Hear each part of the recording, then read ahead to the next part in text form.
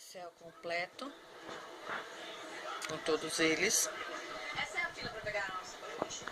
Principalmente Acho que eu finalmente encontrei a barraca que eu tava buscando. do delineador que é em esse gel. doce tradicional da festa das cerejeiras. A tampinha ficou lá.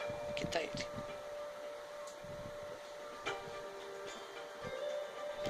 Você pega, coloca a tampinha aqui atrás. Agora eu vou provar o meu sakura mochi.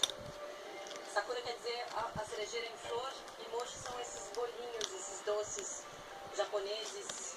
Esse aqui Um minutinho só que ela sai. com corante e Aí de feijão. você pega a travinha, né?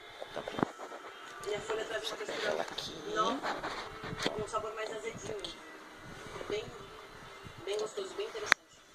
Dizem que o sakura mochi teve origem num templo de Tóquio, onde os monges recolhiam as folhas caídas das cerejeiras Ele e as utilizavam para embrulhar esse pincel mochi especial das festas das cerejeiras. travado.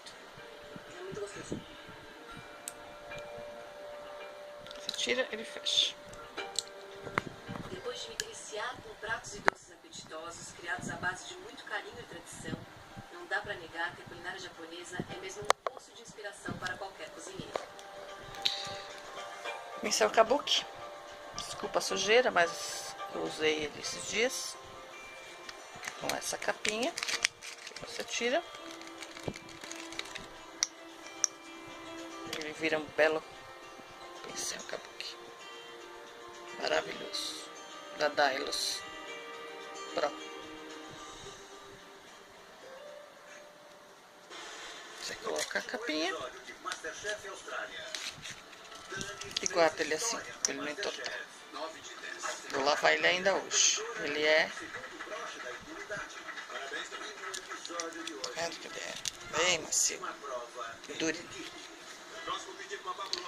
Esse aqui é um corretivo Natura, aquarela. Muito bom. Mais claro que a minha pele. Esse é o bege médio.